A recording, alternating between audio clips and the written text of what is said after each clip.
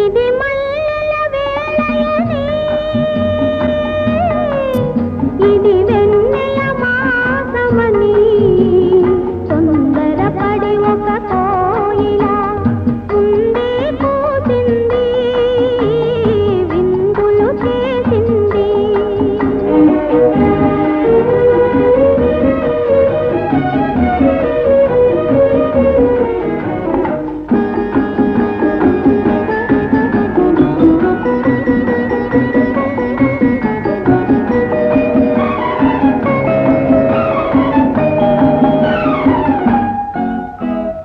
కసిరే ఎండలు కాల్చునని, ముసిరే వానలు ముంచునని, ఇక కసిరే